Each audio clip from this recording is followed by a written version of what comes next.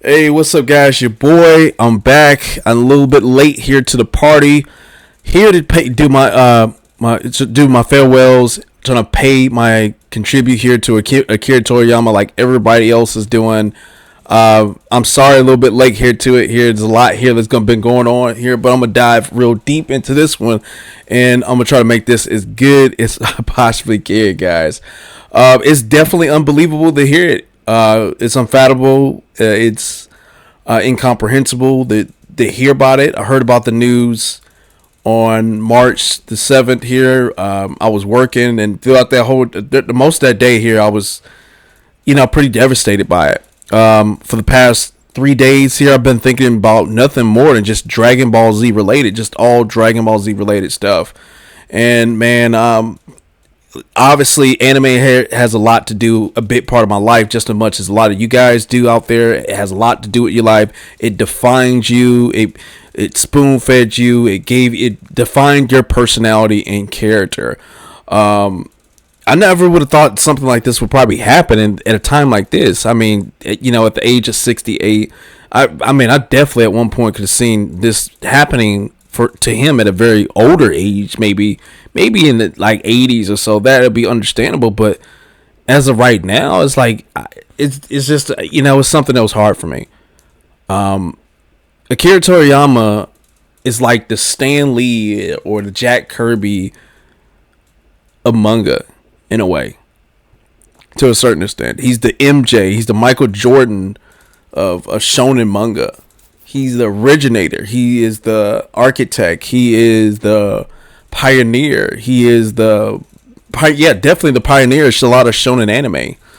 Dragon Ball Z is a international, global phenomenon of everlasting entertainment that will probably never die. That the Dragon Ball series is immortal. It will forever live on. Even if the manga does stop, all forms of media or entertainment of the Dragon Ball series will still continually be sold. Okay, it's still going to continuously be sold. Artwork is going to still continuously be sold. Video games of it is going to continuously be sold. Fan made manga here is there's so much fan made manga of Dragon Ball Z. There's a French version of it. I forgot what it was called. There's also that Dragon Ball multiverse here, which they did their own little story. That's cool to see that fan made related stuff is all on YouTube, so it'll forever live on. It has such it's a monument of clearly global success here. It's a massive amounts of influence. If Dragon Ball Z did not exist, the world would have a completely different outcome or result here. It would be definitely be different, maybe more depressive here. It has a lot to do with who we are today.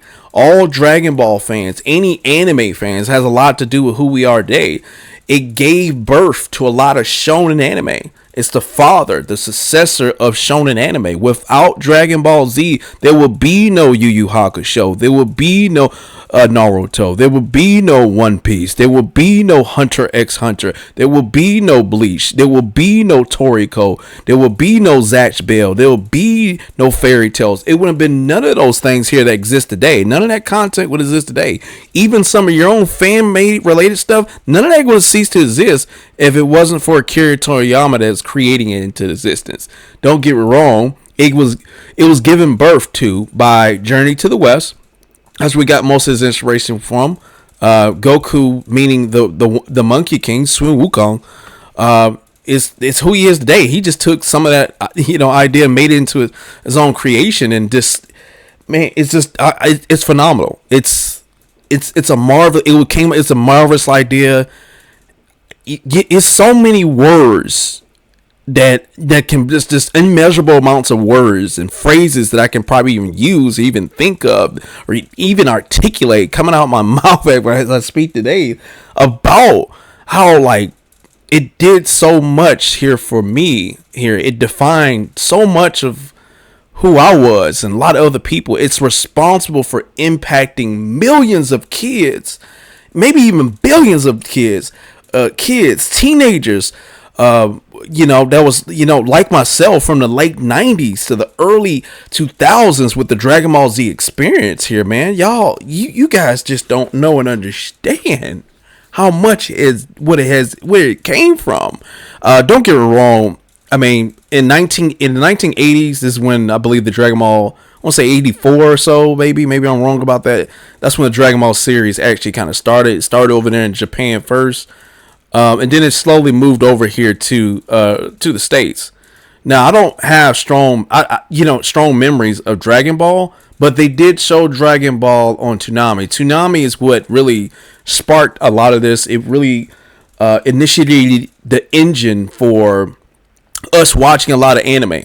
Okay, had a lot, Toonami just had a lot of different cartoons that was on it, and eventually they grabbed a hold. They threw the fishing rod out there in the ocean. Got a hold of Dragon Ball Z, and Dragon Ball Z was just a hit success for any teenagers, like-minded. It grabbed you in. It grabbed your attention here. Just seeing the characters, how the artwork was, and you wanted to learn more about it. I think that's one thing about Akira Toriyama, is that his artwork at that time period, especially as a kid, things are just fresh. Things are more intrinsic.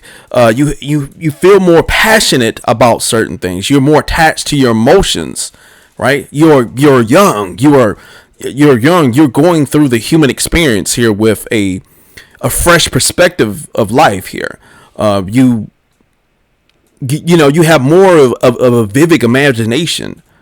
You have more of a maybe possibly even more of an attachment to others, even as a young kid, maybe possibly. But don't get me wrong. I mean, adults of all age range, it didn't even matter. Matter what the occupation was. You can be a doctor. You can be a teacher from school, man. A gym teacher. It didn't even matter what it was. No matter what the walk of life was, billions of like-minded individuals gravitate desperately to watch Dragon Ball Z. Desperately do it. People, as a kid, we were more compassionate about that stuff. It brought so much joy to our hearts. It brought so much entertainment to our life. Oh man, it started conversations. It started friendships. It started bonds. It is the main outlet at that time period from the 90s and the 80s. It was the main outlet of escapism. So if you were going through a toxic relationship with your family members, bullies, you getting bullied, abusive relationships with your spouse or significant other, I'm pretty sure you were watching GBZ. You were watching Dragon Ball Z. Man, if you had any ounce of creativity in you, you were jumping towards the show. You were jumping. This show right here broke so many cultural barriers. It, like I said, build bonds, build personal character development. It sparked Dragon Ball Z debates among friends today, later in the years. Don't get me wrong, even as a kid it was doing that. We're sitting up there discussing power levels of different characters, who can be who. Like even later on in life, I mean, they came out with Super Dragon Ball Heroes. And man, they finally showing us, what if situations of hey, what if Goku, fought against Gohan or they're showing us these things here. Yeah, I'm like, oh man, it was just it had so much. I can't even think of any more words to describe it live, man. It's just immeasurable. It's immeasurable. It's just, man. And to hear that Akira Toriyama passed away and died, no longer being the creator, he's no longer the creator of it. Continuing the story, I'd rather him continue this story than anybody else would. Anybody else, even some of the, don't get wrong, we have those extreme fans that know the characters, like I do, that knows the characters. We know the story. But pushing the story forward, not everybody can do this. I think it was going to be probably best told from Akira. That's just me. My opinion is that it was going to probably be best told for him. From him. Anybody else probably doing it. There's just, they're more likely to do it just for fan service and it's just there for like a financial benefit. You know what I mean? It just seemed like it'd be for financial benefit. And it also seems like when over the years, as you got older, because I'm a lot older now than I was then with Dragon Ball Z. I'm a lot older now. It's like, it's like I feel like I lost passion for it. Don't get me wrong. I still have those moments when I'm reminiscing about certain things within it. I'm reminiscing about certain stuff that happened. There were certain scenes that happened. There's so many memorable moments within it that a lot of people can account for, that they hold deeply to themselves because it defines their identity. It reinforces their humanity within themselves. And this is what, Dragon Ball Z is doing and the Dragon Ball series is doing. It just reinforced that. When you were going to school, like especially in elementary school, I mean, we were having discussions at school. I still remember when I was in I was in the 4th grade, and we were debating about what Dragon Ball GT, the acronym Dragon Ball GT was. I was in Miss Burgess' class, and I was telling them, hey, Dragon Ball GT means Grand Tour, and then she was end up yelling, who cares about what GT is? I thought that was just hilarious, man. We were just so passionate. And I still remember at the time period too. All throughout, like I would say, Dragon Ball Z had so much inspirational artists. Like myself, I'm an artist. If it wasn't for Dragon Ball Z, I wouldn't even probably been doing anime related stuff. If it wasn't for this, I still remember printing out Dragon Ball Z pictures on the internet, right? On Dragon Ball Z pictures on the internet, and then we're just drawing from it from references, replicating the same artworks we did. A lot of us did this. A lot of artists on here, and I'm pretty sure there's a lot of Dragon Ball Z fans on here who are artists who are doing the same things that I was. Same stuff. I still remember having. I remember this is during the Boo Saga. I want to say I was probably like in the 5th grade. Maybe I was I was thinking it was in the 5th grade, maybe 6th grade or so. I was having like three-way conversation, 3+ way conversations with some of my friends I went to school with, and then we were like right after school. Y'all know, like when Tsunami was showing the block of Dragon Ball Z, and especially during that Boo Saga time. Man, we were calling each other on the phone. We were having conversations. We were just all providing commentary about what was happening.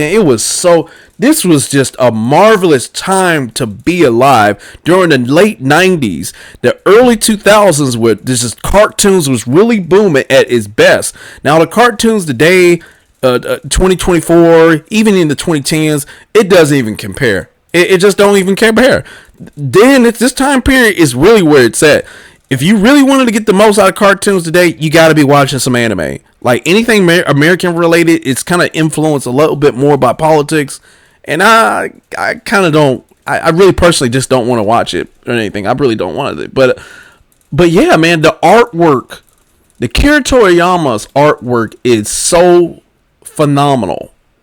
It's the most influential art style, in my opinion, from Japanese manga.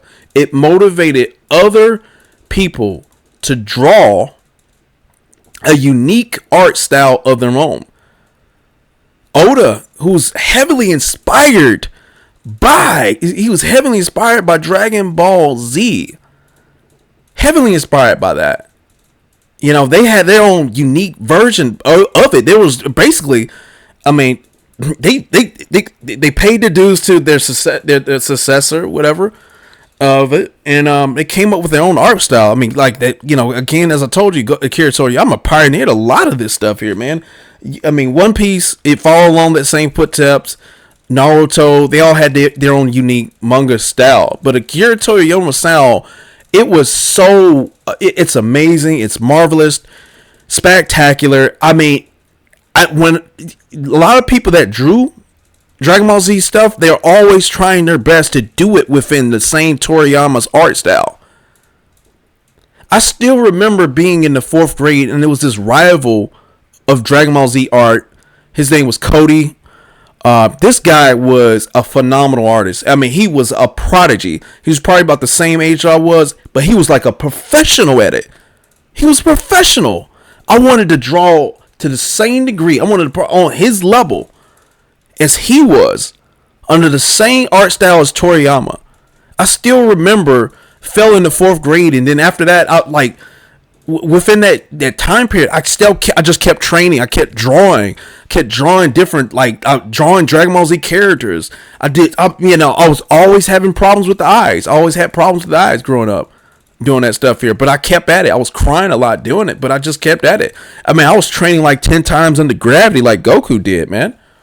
I still remember doing a show and tell when I was, this is like my second time being in the fourth grade. We did a show and tell. I showed all the pictures I was drawing, everything we had to show and tell who we were, basically. Everything I had in the paper bag was drawings. And majority of it was Dragon Ball Z stuff because I was so influenced by it. I was obsessed with that stuff. I was obsessed with being a good artist, being a better artist. I was obsessed with this stuff, man. We shared this Dragon Ball Z experience, guys. This is who we were. This is who defined us, man. You know what I mean? So, and don't get me wrong, later in the years, you know, if you did do art, you wanted to do your own unique style of it.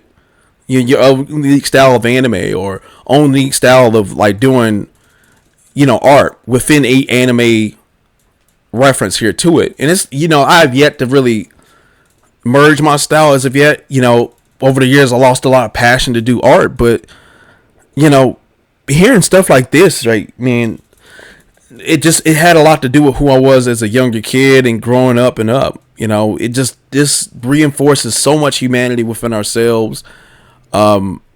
Everybody within who watched Dragon Ball Z had a character within the show who they related with. You had so many people that like Vegeta. It was so many people like Goku, Piccolo, Yamcha, Tien. The list goes on and on. Frieza, Cell. The list goes on and on and on and on. Some of my favorite characters was definitely Goku, Piccolo, Android 17, and Hit. Which definitely some of my favorite characters. Goku, I saw all those characters I named. I feel like a lot of these characters defined who I was. He held himself to higher standards. He was always making a continuous effort of improving. Always bringing out the best in others. Right? I mean, for most of the enemies that he faced from Dragon Ball series, I mean, he was always friends with Krillin. I mean, he fought against Yamcha and he basically won him over. It's the same thing with Tien, Oolong, Pilaf, or Poor. Piccolo. The list goes on and on and on. Vegeta. He fought against Vegeta. Now he's fighting alongside Vegeta. He fought against Boo, the fat version of Boo. And eventually Boo become, an ally to Universe 7 and Goku. The list goes on and on and on about that. Don't get me wrong. I mean, there was some other enemies in the show that he, obviously Frieza is not, doesn't like the guy, obviously. Yeah, obviously. I mean, Goku had so much impact on other people's character. He had massive impact on, Frieza. Same thing with Hit. When he fought against Hit, Goku got Hit to actually speak to him. Goku brought the best out in Hit. Goku brought the best out in Vegeta. I mean, Goku is the reason why Vegeta wants to be better. A lot of people love that character Vegeta, but that was the one character that I always just didn't like. He will always let his pride be his own self-destruction. His His pride always got the best of him. Basically, he could never acknowledge that there was somebody better than he was. He had an inferiority complex, and you saw that when in Dragon Ball Super, when they learned when Vegeta was watching Hit, or how he was learning, how he was able to just adapt and just improve. They did it just in an instant like that. He didn't even like that. I mean, the list goes on and on and on here with that character. But I would say that Vegeta had the most character development. And I don't even think Akira Toriyama liked Vegeta. I don't think he did. I think his favorite character was Piccolo, like mine. So, I mean, the things I liked about Piccolo was that he was intelligent. He was smart.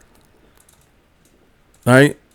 That's something that I was always inspired to be. I see him as that tactician and strategist. He's one of those silent characters in the show, kind of like Android 17. I would say that he's a little bit more silent, and even Hit.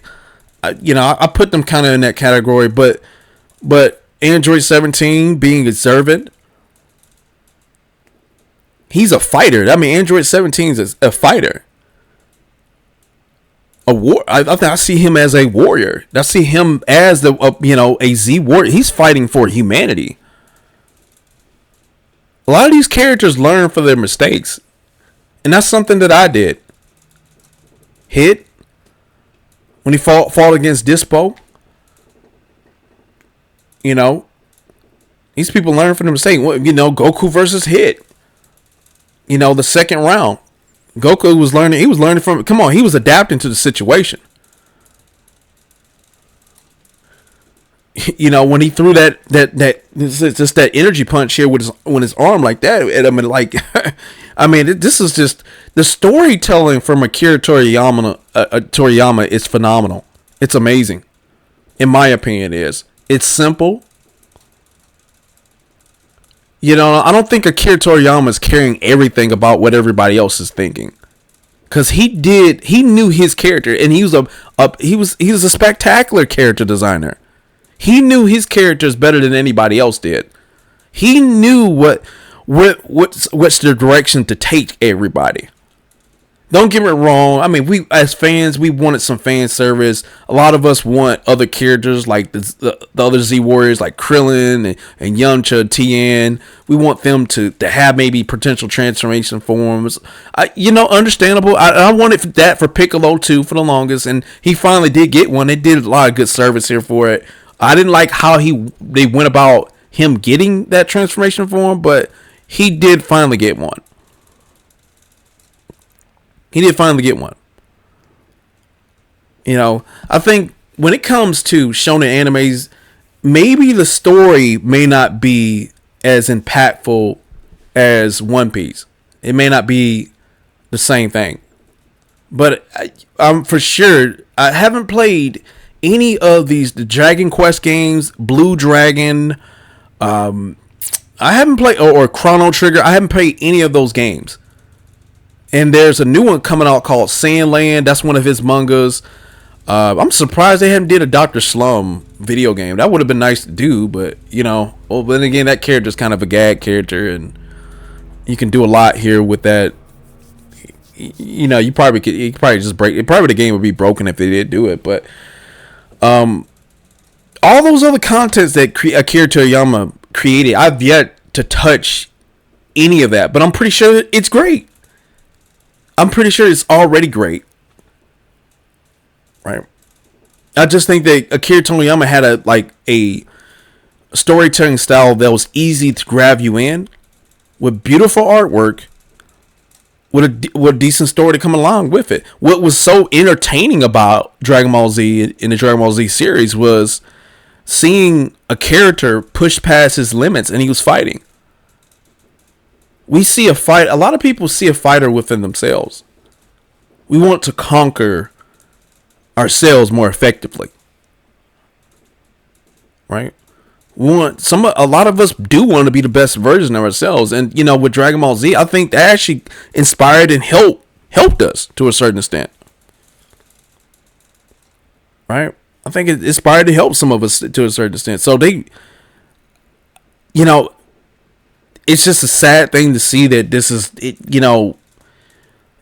it came to these conclusions, seeing, hearing about Toriyama passing away like this. It's sad to hear. It's definitely sad to hear. I still remember when Goku fought against Kid Buu, and Kid Buu was saying, "Me, Buu, kill you!" And Goku was like, "Is that so? You wouldn't be the first. There's always going to be. There was always a chance. No, but there's always a chance.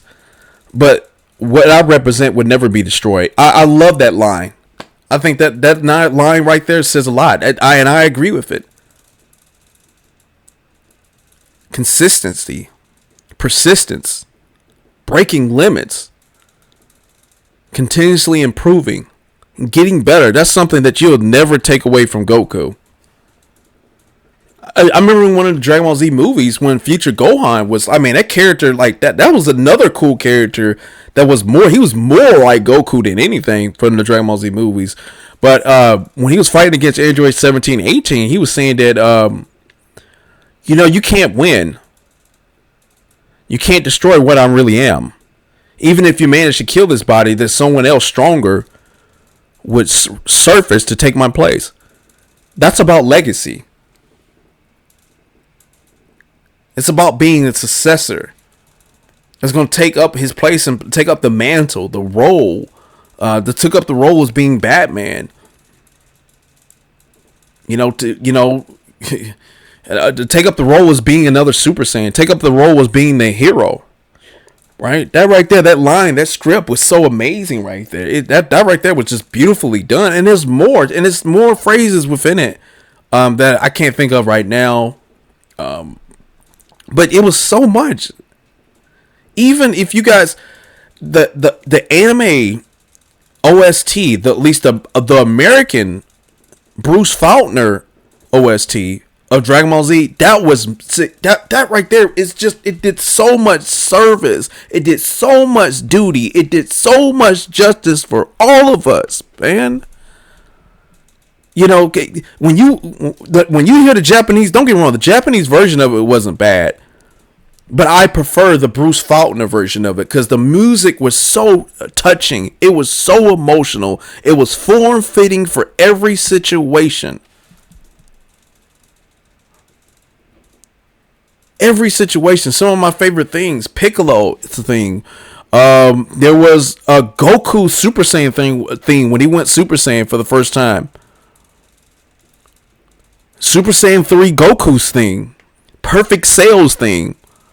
Mystic Gohan thing. When Gohan came from the realm of the Kais, right? And he was flying there, and Piccolo and Gotenks was like, "Hey, I sense a power coming. Hey, that's Goku. No, it's my brother. It's Gohan." And then had that music playing.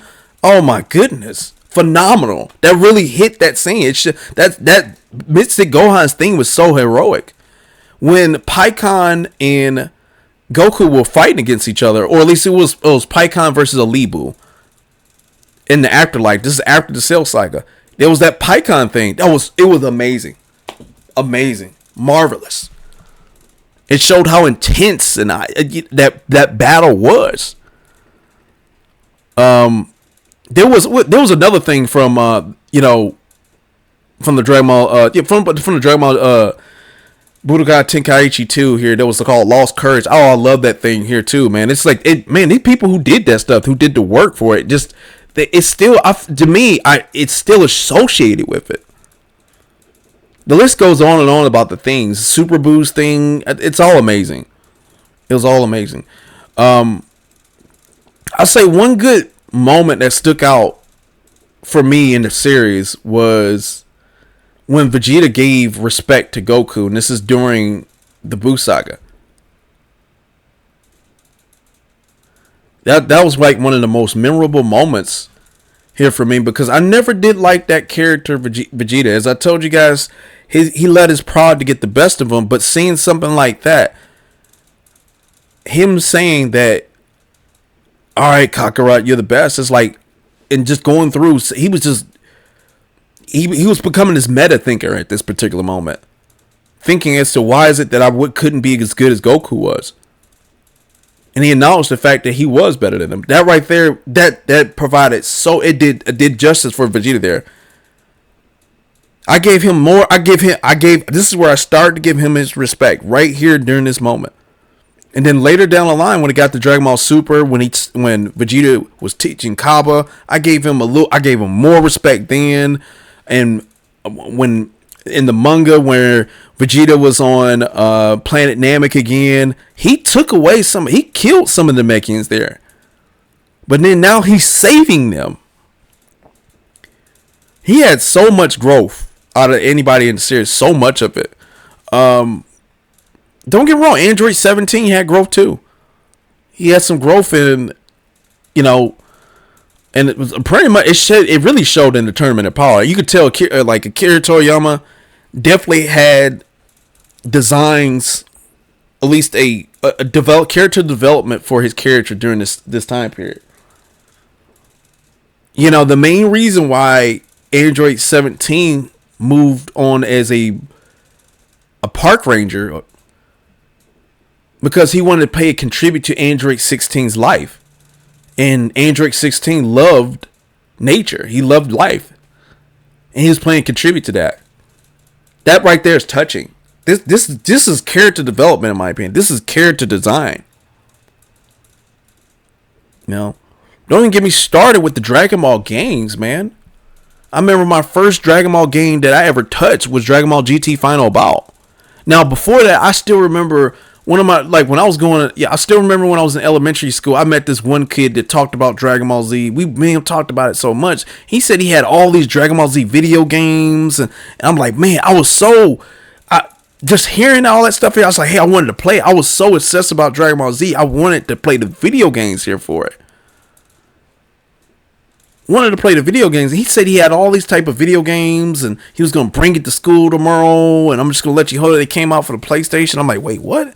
I just wanted it. But he lied about all of it. That just tore me up. That tore my part hard. It just tore it up.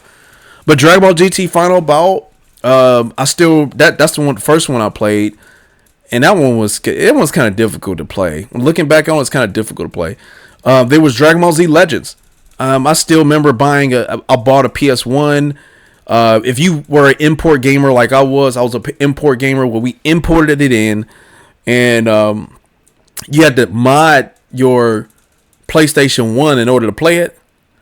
Yeah, that's something that we had to do. There was Dragon Ball Z Legends. Oh man, that right there game was good. It was a phenomenal hit. I still remember me and my friend, we were just going back and forth at that game. We were going in versus mode playing it. I still remember going over his house and playing it. Man, we were going back and forth over it. Back and forth. I was so good at that game. He was good at it. He thought he was the best at it. Man, we were just going back and forth. There was, don't get me started with Dragon Ball Z Budokai. I still remember when my cousin bought the first one. He got that one for the PS2. Then I remember like around in the 7th grade, Dragon Ball Z Budokai 2 came out, which I did get that one for Christmas. I got that one for Christmas. That was actually a pretty fun time. That was actually a really, really fun time. And then there was Dragon Ball Z 3, Budokai 3, which I think that one's the best one of all of them. Tenkaichi 1, 2, 3, and 4. All of them were pretty good. Dragon Ball Sagas was terrible. Burst Limit. I played the demo of it, but didn't buy it. Dragon Ball Z Xenoverse. I played some of it. This is where it got kind of repetitive. I still remember Dragon Ball Z Raging Blast. I remember buying that for like Christmas of like 2012 or so. Maybe Raging Blast 1 or 2, something like that. And then eventually went over to Xenoverse. And Akira Toriyama had something to do with the storyline within Xenoverse. And then there was Super Dragon Ball Z, which was more like a 2D fighter, Street Fighter style of Dragon Ball Z.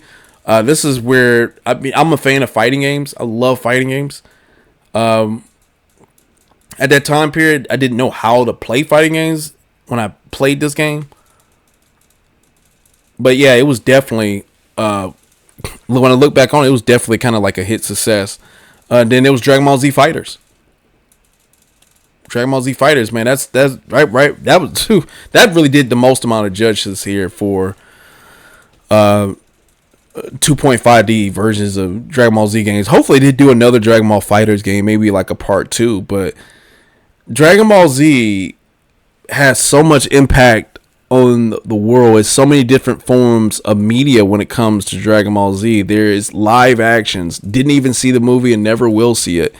There's the animes here. The newest one is going to be coming out, Dragon Ball Daima. I don't know how they're going right back to its over. It's looking more like GT. That's what it's looking more. It's looked more like that, and I'm not sure if I honestly how I was feeling about it. I kind of did like this approach a little bit, but to a certain extent, it does kind of make some sense. We'll see how things go. I mean, again, this was going to be like the last thing I'm pretty sure that Akira Toriyama was going to work on. He's no longer here, and it's hard to say how the story is going to hold up if he's not leading the story. I think he knows his characters more so than anybody else do. He has a unique character design process. Character design process. Don't get me wrong. A lot of people know his characters. People who are fans of it, they know the stuff. They know it, but is it going to lead to where we want it to lead? Is it going to lead to the same direction that Akira Toriyama was going to lead at? That's my problem. If it's going to lead there, or is it going to just lead into this category of like, hey, I'd rather be in a position in which Akira Toriyama was the main lead of things, and him just leading the storyline the way he wanted to be versus how everybody else wanted to do it.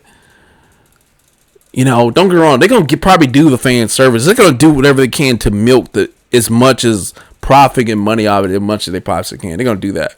They're going to do that. No doubt about that. But Dragon Ball Z is a huge success. Akira Toriyama created a hit success anime that paved the way for a lot of other animes. There's so many different, American cultural references into it. We got Robot Chicken featuring stuff in it. You have Johnny Bravo. You had Fairly Odd Parents. You had Codename Kids Next Door. Teen Titans Go. Reboot. The list goes on. Duck Dodgers, DuckTales, Fortnite. Just there's so many different content. I could say Street Fighter too, where he's doing oh no god, he's that. Did it come there? So much. It provided so much entertainment. It spoon fed a lot of people's childhood, my childhood, everybody else's childhood. It broke the barriers. It brought us all together. It's bringing us together now because we're all, mourning his death. It did so much here for us, man. And now hearing something like this, it is terribly sad. I don't know what else to say about it. Akira Toriyama did, a lot of service here for my life. And I don't want this to, I feel like I don't want, I want to get back into doing art. And I want to become more passionate about it. I wanted to define my art style. And I think this is a pivoting point here for me. This is a pivoting point for me. Just hearing this, I think this is a pivoting point. But anyway, guys, I'm going to cut the video on short from here. I hope you comment, rate, subscribe. Anyway, more content is coming. Peace. And Akira Toriyama, farewell. And rest in peace.